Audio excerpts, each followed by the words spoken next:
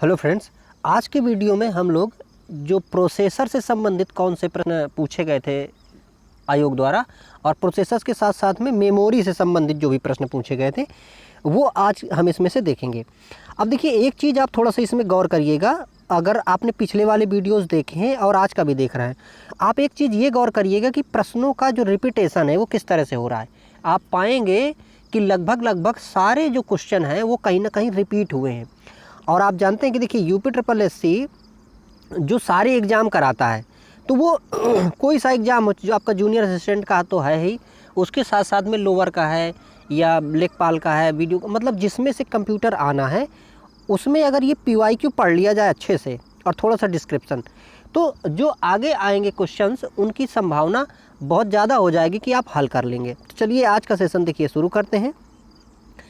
Computer की दुनिया 0 और 1 मतलब 0 और 1 से निर्मित है, क्योंकि आप जानते हैं कि कंप्यूटर किस में काम करता है, बाइनरी पे काम करता है। फिर आगे पूछ रहा है कि इन 0 और 1 मतलब 0 और 1 को भंडारित करने के लिए प्रोसेसर के अंदर डॉट लगाया जाता है। तो प्रोसेसर के अंदर क्या लगाया जाता है? प्रोसेसर के अंदर ऑप्शन देखिए दिया है युक्ति, इनपुट आउटपुट, निर्देश समूह और ट्रांजिस्टर और मुख्य स्मृति। तो ट्रांजिस्टर लगाए जाते हैं। ट्रांजिस्टर्स जला सा क्या है कि रजिस्टर्स होते हैं।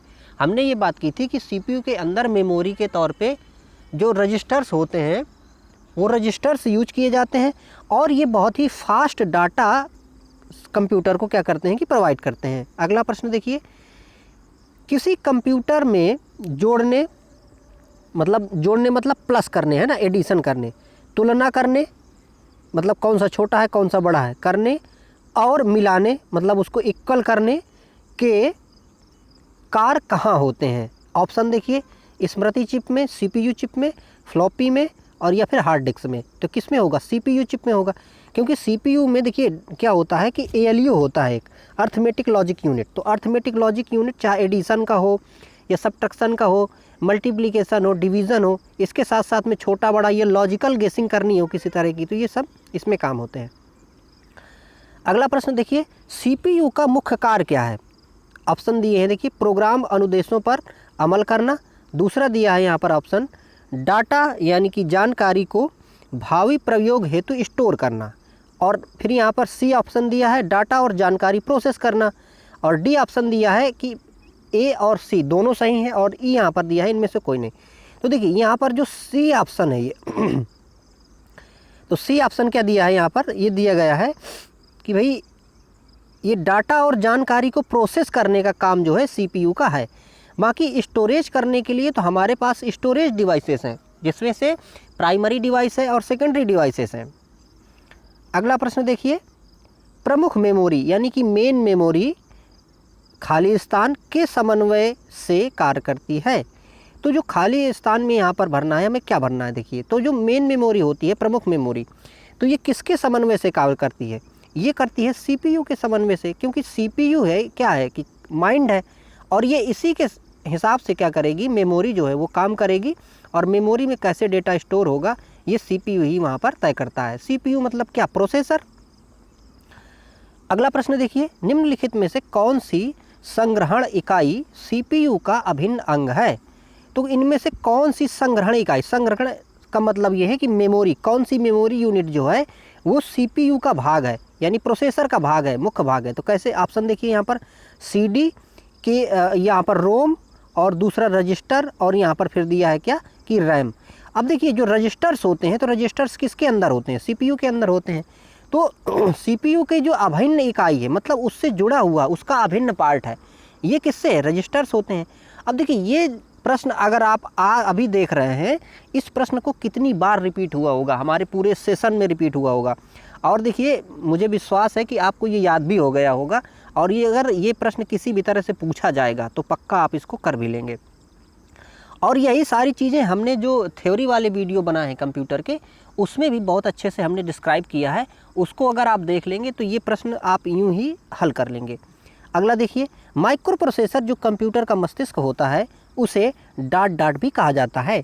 तो जो माइक्रो प्रोसेसर है इसको और क्या कहते हैं, किस नाम से जानते हैं? इसको और नाम से जानते हैं माइक्रोचिप। तो माइक्रोचिप या फिर माइक्रो प्रोसेसर, ये दोनों क्या हैं कि सिनोनिम्स हो सकते हैं। अगला देखिए, निम्नलिखित में से क्या उच्च गति यानी हाई स्पीड सूक्ष्म कार्य संपादन माइक्रो प्रोसेसर का एक उदाहरण है। मतलब सीधे सीधे ये पूछ रहा है कि भाई माइक्रो प्रोसेसर जो है इसका एक उदाहरण यहाँ पर कौन सा है ये बताओ। ऑप्शन दिए हैं देखिए, Pentium, CD ROM, keyboard, printer. तो यहाँ पर देखिए जो पेंटियम है, अब ये जो पेंटियम का क्वेश्चन यहाँ पर आप देखेंगे कई बार आएगा, इंटेल का कई बार आएगा। तो पेंटियम क्या है कि एक प्रोसेसर का नाम है, ये दरअसल कंपनी का नाम है और ये प्रोसेसर बनाती है। आप उसके नाम भी देखे होंगे कि पेंटियम, ये पेंटियम और उस तरह का इंटेल देखे होंगे। तो ये सब क्या है, प्रोसेसर के नाम है। कंप्यूटर चिप का दूसरा नाम देखिए कितनी बार फिर से रिपीट हुआ, क्या होता है, माइक्रोचिप कहते हैं इसको। अगला देखिए, निम्नलिखित उत्पादों में से कौन सा उत्पाद पेंटियम ब्रांड से बेचा जाता है। अब देखिए माइक्रो प्रोसेसर है और कितनी बार देखिए रिपीट होकर क्वेश्चन यहाँ पर हमें मिल रहा है। तो हमें ये भी है कि जो अगला हम एग्ज़ाम देंगे उसमें भी हमें इस तरह के क्वेश्चन पक्का मिलेंगे। अगला प्रश्न है देखिए, सीलेरॉन, पेंटियम और कोर ये क्या है, ये क्रम प्रारूप है। तो ये क्या है, सीलेरॉन हो या पेंटियम हो या कोर हो, ये सब क्या है, ये सब हैं प्रोसेसर। तो ये सब कंप्यूटर के प्रोसेसरों के नाम यहाँ पर दिए गए हैं। देखिए अगला देखिए, उच्च क्षमता वाला माइक्रो प्रोसेसर है Pentium, Pentium pro, Pentium second, third, Pentium second. तो ये सब क्या है कि हाई स्पीड इनकी होती ही है। तो इनमें से सभी ऑप्शन क्या है कि ये उच्च गति वाले प्रोसेसर हैं, उच्च क्षमता वाले प्रोसेसर हैं। इंटेल कोर i9, ये देखिए फिर से नाम आया ना, इंटेल कोर i9। तो आपको ये याद रखने हैं और ये सारे क्या हैं, ये सारे प्रोसेसर हैं। देखिए कितनी बार रिपीट होके आ रहा है। अब UPSSC ने कई एग्ज़ाम कराए होंगे, उन एग्ज़ामों में से ये बार बार रिपीट होके प्रश्न आ रहे हैं। तो अगले एग्ज़ाम में हमें रिपीट होके क्वेश्चन मिलेंगे। अगला देखिए, यदि कोई कंप्यूटर सिस्टम n प्रक्रियाओं को t सेकंड में पूरा करता है तो उस अंतराल के दौरान उसका थ्रूपुट प्रक्रिया क्या होगा। मतलब मान लीजिए एक कंप्यूटर है जो 10 प्रक्रियाएं करता है 2 सेकंड में, तो उसका पर सेकंड कितना हुआ, पर सेकंड हुआ 10/2। अब यदि कोई कंप्यूटर n प्रक्रियाएं करता है t टाइम में तो पर सेकंड कितना होगा, n/t। ठीक है, तो इस प्रकार से उसकी जो अगर हम पर सेकंड निकालें कि पर सेकंड उसका थ्रूपुट है, तो थ्रूपुट क्या होता है कि वो कितनी गति से काम कर रहा है, वो उसका थ्रूपुट होता है। अगला देखिए, स्नैपड्रैगन, एटम, टेग्रा, हीलियो और एक्सिनोस ये क्या हैं, ये किसके समानता हैं या इसके किसके रूप हैं। तो ये सब प्रोसेसर के प्रकार हैं फ्रेंड्स। ठीक है, एटम है, टेग्रा है, हीलियो है, ये सब प्रोसेसर के प्रकार हैं, प्रोसेसर के नाम हैं। इंटेल देखिए फिर से पूछा है, इंटेल क्या है, देखिए कितनी बार, ये फिर पक्षी का नाम है, वैज्ञानिक का नाम है, कंप्यूटर कंपनी का। तो ये कंप्यूटर कंपनी है जो कि माइक्रो प्रोसेसर बनाती है। अगला देखिए, कंप्यूटर का कौन सा भाग कंप्यूटर प्रोग्राम के अनुदेशों को निष्पादित करने में सीधे सम्मिलित होता है। तो सीधे सम्मिलित कौन होगा, प्रोसेसर सीधे सम्मिलित होता है। तो सीधे सीधे यहाँ पर देखिए ये ऑप्शन दिया है, ये ऑप्शन यहाँ पर दिया गया है कि कोई भी इंस्ट्रक्शंस को प्रोसेस करने के लिए CPU काम करता है या प्रोसेसर काम करता है। अगला प्रश्न है, CPU का कौन सा भाग आकलन करता है और निर्णय लेता है। तो आकलन करता है यानी कैलकुलेशन करता है, अर्थमेटिक कैलकुलेशन करता है, और निर्णय लेता है, निर्णय लेने में क्या होता है कि लॉजिकल वाले काम करता है। तो अर्थमेटिक लॉजिक यूनिट। ठीक है, ये देखिए आसानी से आप हल कर सकते हैं। एक इलेक्ट्रॉनिक डिवाइस जो डाटा को इन्फॉर्मेशन में बदलते हुए प्रोसेस करता है क्या कहलाता है, प्रोसेसर या CPU। होता तो CPU भी यहाँ कह देते हैं हम। अगला देखिए, 8 बिट शब्द लंबाई वाले एक माइक्रो प्रोसेसर, और यहाँ पर खाली स्पेस, बिट डाटा को एक साथ प्रोसेस करता है। तो अगर 8 बिट कंप्यूटर है, माइक्रो प्रोसेसर है कोई, तो वो क्या करेगा, एट ए टाइम कितने बिट लेगा, एट ए टाइम वो लेगा 8 बिट, 8 बिट। इसी को हम क्या कहते थे, वर्ड लेंथ कहते थे। क्या कहते थे, वर्ड लेंथ। तो ये वर्ड लेंथ कहलाती है। वर्ड लेंथ का मतलब है कि कितना मतलब बिट का data processor at a time execute कर सकता है, वही उसकी वर्ड लेंथ कहलाती थी। अगर 8 बिट लंबाई का प्रोसेसर है तो वो क्या करेगा, एट ए टाइम जो है 8 बिट प्रोसेस करेगा। अगला प्रश्न देखिए, निम्नलिखित में से कौन कंप्यूटर के भीतर सीपीयू और अन्य उपकरणों को कंट्रोल सूचनाओं द्वारा वहन करता है। देखिए कंट्रोल सूचना आया ना सीधे सीधे, तो ये क्या होती है, कंट्रोल बस।